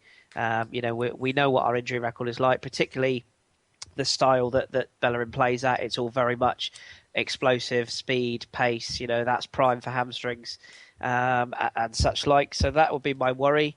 I think he's been very unlucky in his Arsenal career because when we signed him, people are too quick to forget that he was a cult hero. He was a real. Remember when he scored at Anfield and everyone said, "Oh, he's one of the best right backs in the league," and then all of a sudden, 6 months later, apparently he's dog shit, which is complete and utter stupidity from some people's behalf. But he's not had the best form, but he's not had the opportunity to get the game time he needs. If we can find a replacement, or if we can find the adequate cover, then fair enough. If you want to move him on. The only other thing I'd add to that is that these people that say, "Well, no, he's contracted to the club. If he don't like it, fuck him." Well, that's not how football works. And £12 million, you can't just ignore that. Exactly. And try and recoup some of it because he's never going to be number one again. Exactly, and it's definitely not how Arsene Wenger works. No. As Simon said, if you look over his history, he does put his players first, and whether you like that or you dislike that, he won't let a player suffer. And if he feels that he can't give the player what he wants, he will let him move on. And I just hope that if we do let him move on, it doesn't bite us in the arse. I know there's at least 3 French clubs that want to take him, and I think Lille want him back. Saint Etienne was his boyhood club, wasn't it? Yeah, I think he said he wanted to finish his career there. Yeah, so that's the key. Lille probably wouldn't take him back because they got Sebastian Courtier, but there's 2 other clubs. One is Monaco, and one is as yet unnamed club. But he'll have offers. I think he'll have Premier League offers, to be honest. But I just really hope that if we do let him go, that Bellerin doesn't suddenly go down with an injury, because we could be in real problems if Callum Chambers is forced to play at right back again, having just got him used to playing the central or holding midfield role. Do you know he's only played 55 Premier League games in his life? Debuchy? Yeah. Yeah, it doesn't surprise me. He had 1.5 seasons at Newcastle. He was quite injury prone. Yeah, I think he had injuries there. Yeah. Rome are quite interested in taking him on loan still as well. They've got real defensive problems. The Arsenal players' graveyard, known as Rome. Well, there's actually talk today in Syria. They were talking about wanting to cancel Szczesny's loan and send him back to Arsenal. Yeah. Wow. He was caught smoking again, wasn't he? Yeah, he got himself in trouble again. Weirdly, actually, after a little dip, he's actually been playing quite well for Roma, and he pulled off some really good saves. Arsenal. Szczesny. There's talk of him being sent back, possibly, and the loan being cancelled early. So I don't know. Maybe if Debussy does want to go out on loan, and as Kris says, I think Wenger's the sort of manager who would let a player go if he's not getting game time. If maybe some sort of arrangement can be made there. I know there's talk of Besiktas coming in for David Ospina again. I don't think the Debussy issue, if long term, it's not a problem at all. Like Kris says, it's just it's whether in January, because I don't think the club can recall Carl Jenkinson, so you'd leave yourself short. They probably want a lot of money, like when last season Liverpool wanted to, was it Origi? They wanted to recall back, and they were quoted £6 million or something to get their own player back. And I think the issue for Wenger, he's not Mourinho. Mourinho didn't want to sell Cech, but Wenger's not going to keep a player against his will. And I think if Debuchy really did want to move, he'd get it. And I think Wenger would find a way to cope. But long term, Jenkinson will be the backup right back. Perfect choice. Loves the club, fan of the club. Would probably quite happily play in the cups and play in sort of backup games. So I think it's fine long term. It's just 6 months that could leave him in the lurch. And you think when you're going for the title to leave yourself short, it's done that too many times, Arsenal. But I think Coquelin, if desperate, you can even put Coquelin at right back maybe, but it's not really ideal, is it? So does Gabriel play anywhere other than centre back? Because most centre backs do. I mean, like Adams used to be able to cover. Back? Didn't he cover left back as well? He can play there, but he's not anywhere Keown near. used to be able to do right back. Flamini could do a job at right back as well. Flamini could, yeah. Let's not forget, we've seen Aaron Ramsey play right back. Or they could, of course, put Kieran Gibbs on the wrong side. But the point Simon's making is bang on. We don't want to be putting square pegs in round holes to try and bodge our way to the title. You want to have, if you look at like Man City, they've got two very quality, they've got Gael Clichy and Bakary Sagna, but they've got two quality fullbacks at both sides. And if Kolarov goes out, Clichy comes in. Or the other night, I know John told me that Clichy played right back for them. So, they've got strength and depth, and there has been a few talks about us going after a replacement fullback. I think Hetemai was linked, and a few others. So if we could get ourselves a kind of a Monreal-esque player or player at sort of in his latter years, like a 30+ right back that would happily come in and perform the cover Debuchy, role. Basically. Yeah, exactly. Yeah, want Debuchy, but yeah, you essentially want a player that doesn't have to worry about being picked for the Euros and is happy to come in and do a job. That's kind of what you want. But he's also got 2.5 years left on his contract, hasn't he? So he's not going anywhere unless Wenger wants him to, because he only signed in 2014. I should have thought they got him on a 4-year deal. That's why a loan would make sense, because he gets his playing time, he gets a couple of million back. Yeah, gets his Euro time, and then he can move on to pastures new in the summer, as Simon said, when Janko either comes back, or if Janko decides that he wants to move on, then we actually go out and spend money to replace him. Is everybody surprised at how well Jenkinson is doing at West Ham? Because he is one of their better players and he is thriving there, isn't he? He still looks a bit error-prone.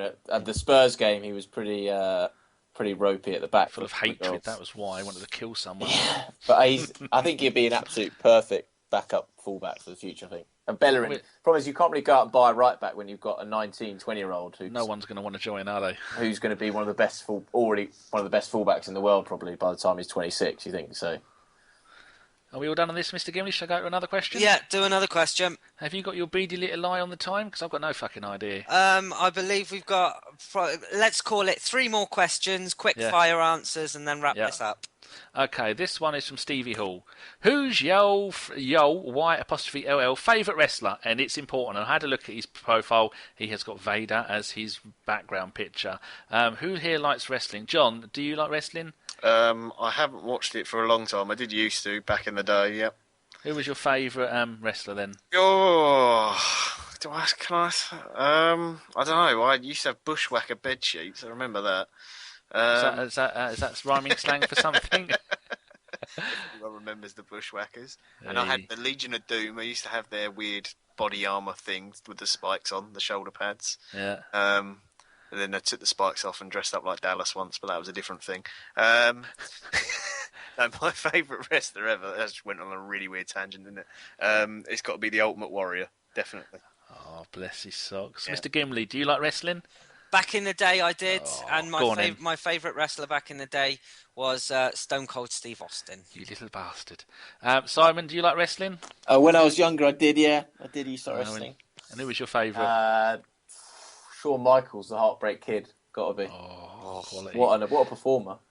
My favourite was Stone Cold and Hulk Hogan, and I think, have we done everybody? There's nobody here that likes wrestling, is there? Cheeky monkey. Go on in, Chris. I still watch it to this day. I still have. Do you? Yes, my friends. I didn't know that. There's a pay-per-view on Sunday. Tables, ladders, and chairs. Yeah. Oh, TLC. Indeed. People in the know. No, I used to love Bret Hitman Hart in my day, as far as an old-fashioned wrestler goes. But nowadays it's not quite what it used to be. But there's a chap called Finn Balor who's very he's a next up and coming star. So There you go. Even in wrestling, he's got to pick a name. It's the choice. Unknown. Oh, he's got a very cool gimmick. He dresses up as like a sort of a devil type character. He's got very cool face paint and dreads, and yeah, it's very, very cool. I personally thought you were going to go for the fabulous Moolah. Mae Young, yeah. So Stevie Hall, go and tweet Chris. That's at Actually, the can I change mine? AFC Freddy 8, and let him know why you wanted it. This is very important because we all need to know. Go on, Gim. Yeah, I'm changing mine. Sable. No, Trish Stratus. Oh, TNA. Oh, yes. We all know why. And it didn't mean tits and arse. It meant Test and Albert. Yeah. Prince Albert. We won't tell you why he's called that, but he was. He's now a trainer, believe it or not. I don't believe you. He is. Right, next question from Ida Marvin. And Ida, I bet you're Scandinavian with a name like Ida. Do you know Mr. Good Johnson? Because you share a name. They're probably related. Will Ramsey demand a move away if he is put back on the right wing? I say not a chance. Chris? No, I don't think he'll ask for a move away. No. He might be disappointed, but you're at Arsenal. You get on with it. Simon? No, he wouldn't ask for a move away. But I think if someone like Bayern Munich or Barca or Real Madrid came in, I think they're the only three clubs that he'd think about leaving for. One of those. I'd never understand a bloody word he's saying. It'd be like Manuel. He doesn't even sound Welsh. Though. He doesn't even sound Welsh. I'm being racist. Leave me alone, John. No, I don't. He's not going to ask for a move. No way. He loves the club and he loves Wenger and he loves us. Good. Mr. Gimli, we're known for your loveness and fondness for the Welsh. What would you do? No, he won't ask for a move. Good. Right. From CJ Lyle, can we win the Champions League? Oh, for fuck's sake. I'm going to say no. Gimli? Yes, if we shoot more. John? No. Simon? Yeah, if you get a good enough draw, anyone can win it, yeah. And a 5-hour rant from Chris. Of course we can. 100% with Simon. Bang on. Oh, he's going to go through all the teams now. You've got to be in it to win it, haven't you, Danny? Don't make me call you. They were saying on BT that name. Chelsea could win it, so if Chelsea can win it, then fucking hell. Anyway. Chelsea can win a fucking raffle, so that says it all, doesn't it? Okay, from Proud Gooner. Who is a better side, Olympiacos or Portland Timbers? Come on, Portland, you beautiful bastards! It's MLS Cup champions, Portland Timbers. Oh, what a game that was. We scored in about the first minute, hammered them all the way through the game. That should have ended 5-0. Portland Timbers, MLS Cup champions. Oh, never thought I'd see the day in all the years I've been supporting them, all 4 of them. Did anybody else watch that game? I did. No. Does anyone give a fuck? No. No. Fucking hate all of you. Okay, this last question is a really important one. Me and Chris both picked this out as an important one. This is from Chris Nilsson, spelt with a K. Any relation to you?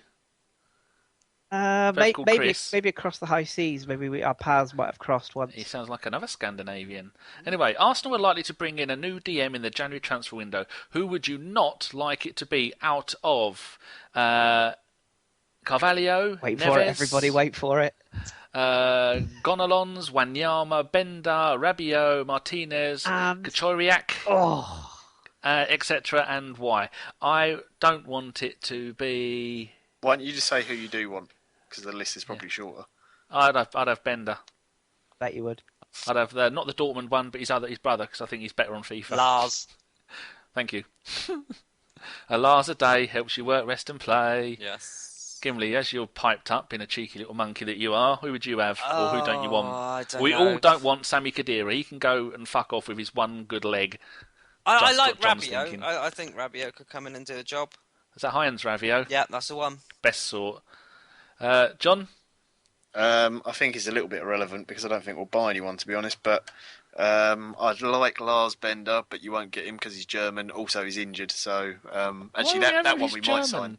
Half the club goose walk in their spare time. And the only other one on that list I would have would be the Polish geezer from Seville. Krzyzewski, yeah, that one. I'd have him. Bless you. You know what we should do? We should just do what Gimli does on FIFA 16 when he plays a draft.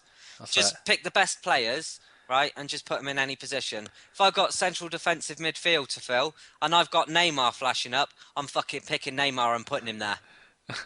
You play foot draft. How many times have you done it? I've only ever done it once. I've probably played about 100 drafts. Where'd you get the money from?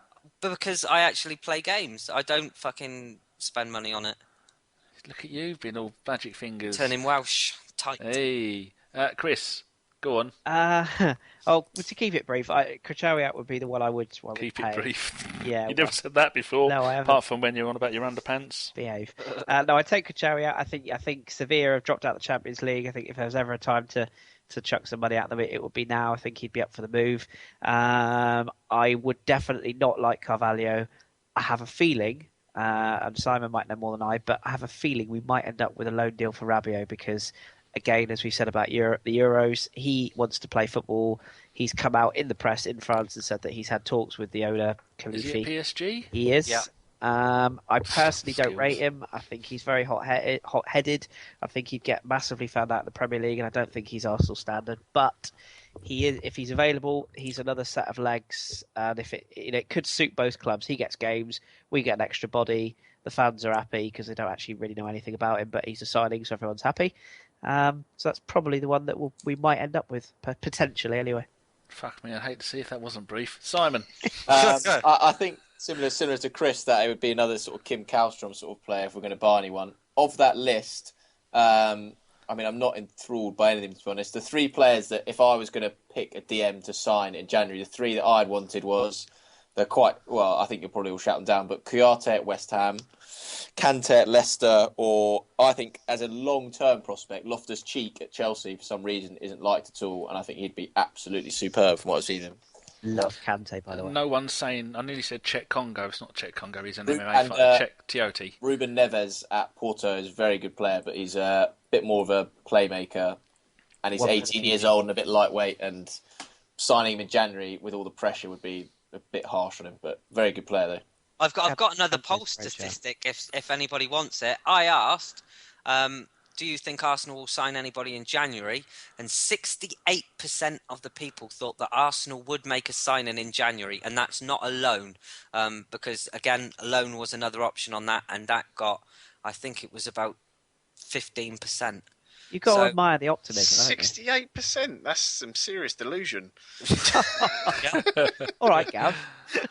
And we will be doing our usual waste of time 17 podcasts in a dam. Come on, we'll get a wonder loan in. So and you've got to think as well, you're going to have Wilshere and Welbeck coming back in that month. A new signing. Like a new signing. So there you go. So. And we'll be linked with them. We were actually linked with them via again, haven't we? I don't. Have we really? Yeah. I don't think Diaby's actually made his debut for Marseille yet, so he could get back in. So. He's only just broken out of Colney. Why do they think he wants to go back? So if you want to be on the January transfer window one, Kurt Ice has just messaged me saying I need my own podcast called Danny's Pit. I think he's more on about my bed. He's credited Kris for that. And there's Gareth316, big baseball fan. I said he can come on. If there's any people that haven't been on before, we'd like to give all of you a chance to embarrass yourselves and do nothing all day while we try and end it all. Very quick, just really quick thing that made me laugh yesterday was the Daniel Sturridge news, just talking about injuries. And somebody tweeted, "Breaking Daniel Sturridge." I just thought that was quite funny. I should say, following up to the Transfer Deadline Day podcast in January, if there is anyone listening to this and you want to do it for us, you've got decent internet and a headset and you want to appear, follow me at Gimli, drop me a DM. I will be sorting out the lists long in advance, so it's not like the last minute. Like every single one we've done before. It was last year. No, I will be planning it out over Christmas, probably from the start of next week. So get in touch with me if you want to be on. Like I said, headset, good internet connection. We might be doing it live on YouTube as well. Yes, just drop me. It probably will be live on YouTube, won't it? Yeah. So just drop me a DM at Gimli, and we'll talk about you making an appearance. Right then, Danny, are we done with the Twitter questions? We had one more, which I won't bother. It's from Bradley Smith, just asking about how good is Giroud. Are Arsenal fans too harsh on him with his 1 in 2 strike rate? No, I think I am sometimes. But... Ask it. Go. One word to describe Olivier Giroud. One word to describe Olivier Giroud that ends in post. Gimli. Chris, you're going to struggle. Oh, Chris. Superb. Superb post. Chris? Ends in post. First class. That's one word. Well done, Simon. I love it. Simon? Sex post. Oh, hello. Pest, John? sex pest. I was just going to do a really bad impression, but I'm not going to now, so I'll just do gorgeous. Good, and I'm going to go for what one's in post? Lamp. Yes, I'll go lamp post. Thanks to Hugh Wizzy for that. Why did you have to add post to it? Sometimes because then I can say lamp post. You tit. Sometimes it's like fucking working with Arnold Spunk Trumpet and the Foreskin Throwbacks. Are they with their slingback wellies? Yeah. Oh, they're the days. Right, showing then. a bit of knee for the ladies. Can I move on? I wish you would. I want some predictions for Aston Villa away, Danny. We're going to honk them 4-0. Chris? And Ozil's going to score first. Bit closer than that. 2-1 Giroud. Simon? I think it'll be 2-0 Arsenal. Fantastic. With Ozil first scorer. I give £1 to anybody who predicts Flamini. 4-1 Ramsey. And I'm going 2-0 Giroud. We'll move on to some shout-outs then. I will go first. I'm not even going to say his @name. I'll just spell it. It's at TIQACQUOT. And that's... Just made that up. He just number wanged it. I did. So that's TIJACQUOT. And that's... What is that? I don't know. That's Jax Joseph. He always sends me a DM, and sometimes I don't reply because I'm shit. But I just wanted to say a big hello to him. He's a big fan of the podcast. I know he's probably got a massive smile on his face listening to this right now. And he predicted the right score for Olympiacos away. So, well Did done. he? Yeah, well done. Oh, we can use that because I forgot to ask people. Okay, fantastic. That's 3-0. Well done, Jack. You got it spot on. Have yourself a dirty dance. Yeah, do it. With Gimli. But not on a tube train doing jazz hands. No. Danny, you're up. My one is going to go to someone we all like, and that is Sardia, who on Twitter is going to... Where is it? Oh, people stop messaging. Oh, here we go. It is at the Goonerette, GOONERETTE, and it's her birthday today. And someone's told me she's more than 30. I guess she was about 24. So that alone, not only a gentleman's nod, but I've taken about 20 years off of her age. And you cannot disclose a lady's age. No, you can't. And she's one of our bloggers, and hopefully she will one day do a blog. You never know. We've got our fingers crossed. We love Sardia. She is very good. We keep trying to get her on, but she doesn't want to. No. Maybe, yes. There's logic here. Transfer deadline day podcast. Thank you very much. Yes. You see why I'm the brains of this outfit. Chris? Not saying much. Very good. Two quickies. Kat and VAR, they'll know exactly why, but they do an awful lot for me as regards to other projects I'm working on at the moment.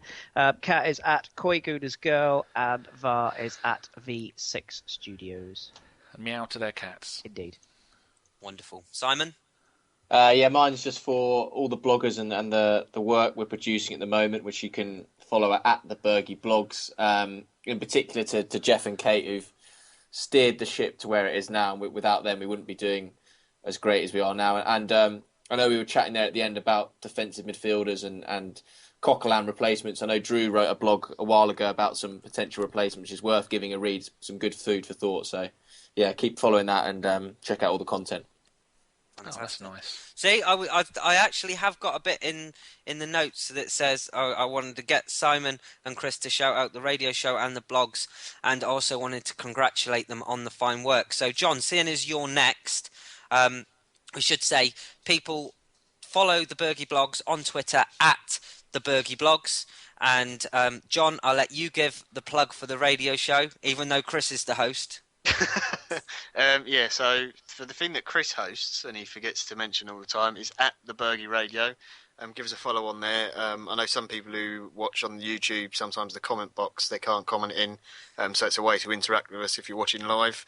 Because I can't even comment, and I run this shit, and it's just my phone. Sometimes on a YouTube, on your phone, you can't comment, and I don't know why. So go log in on a PC or Mac, and it will let you. Yeah. It's not us blocking you, for God's sake, not at all. So if you can't get on that, then give us a tweet, drop us a tweet at the Bergie Radio, and we'll try and answer your questions that way. But for my shout-outs, I've actually got two. I'll do them really quick. One is for Jimmy Trader, who I think has been shouted out before by Mr. Fife. Yes. His account is absolutely hilarious. There was just one tweet that I wanted to pick out from today. Mo, at Arsenal Mo8, who I think some of you might know. That was a legend. Just sent him a nice message to Mo saying, I think Joel Campbell has turned it around just because of your support. Can you get a chant going for him on Periscope ASAP? Thanks. I just love Jimmy and the tweets he sends out to people because they're so just brilliant. And my last one is Fife at about 3 a.m. Good night, Fife. Yeah, my last one is he's not on Twitter and I don't know the guy's name, but I saw a video of him earlier stealing a pack of Lucasade on a hoverboard and just hoverboarding straight out of the shop. I don't know if you saw it on the news, but it's absolutely hilarious. Went in one of those little hoverboards, you know, the new things they've got that are exploding. Was it on everywhere. fire? Just went into the shop, picked up a big 24 pack of Lucasade, looked round, and then just hovered straight back out the shop. Oh, it's brilliant. That's what you call class. That's class thievery right there. Also, before we go, I should say that this podcast is dedicated to 91-year-old Gooner Ernie Crouch, who sadly passed away on Saturday. Ernie has watched the Arsenal home and away since 1934 and will go down as legendary status with all Gooners across the world. Unfortunately, none of us on the podcast had the pleasure to actually meet Ernie, but it would be wrong of us not to mention such a legendary Gooner. R.I.P. Ernie. With that said then, all that's left is to thank all of my guests on the podcast, Danny, Kris, Simon and John. So that was a Bergkamp Wonderland podcast. Thank you so much for listening and keep it Arsenal. Good night.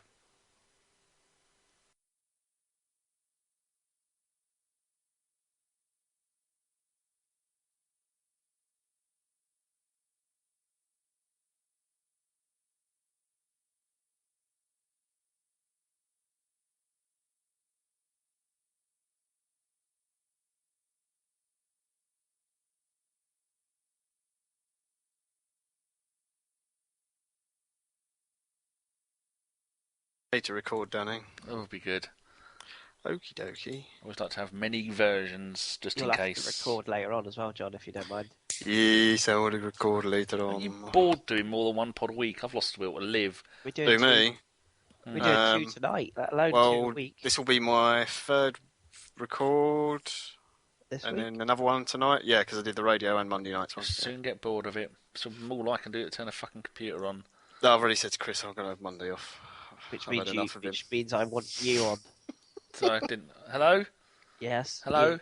Yes, you. No. Yes. Hello? Yeah. Oh, you. good. Here's an essay of 5 hours worth of stuff you've got to read to do 5 minutes bits. I don't know why you moan. It's not like you read it anyway. No. No. I might be on. I don't know yet. I've taken to the sad point of actually praising myself in the comments boxes well done. of the podcast on YouTube. That Gimli fella's good, isn't he? Fucking hell. I'm going to look out for those now you've said it, and I'm going to pretend to be Davies. I only started last week. I think I put I was a good-looking fella. Something like that. Even though there's no pictures. Yeah, I'm going to do it again later. I'm going to say, he's a man. You're going to put, he definitely doesn't sound ginger or short. It's like Oxford guy. Who's that? Who's that really tall? That tall non-ginger bloke from Oxfordshire? I don't know. Okay. I think I might put something like best host in the business, or something nice. Like, to see what Arsblog did today. Someone, one of his listeners said, "I'm after an Arsenal podcast like yours," and he said us. So as much as you're an aggravating little shit and you get on my nerves, most great comedy partnerships over history don't always get on. That's why we're so good. Morecambe and Wise, Danny and Gimli. See, you think that I'm a crack addict. I think you're a fat, lazy cunt. It works. I'm not lazy. Well, technically you are. Oh, yeah.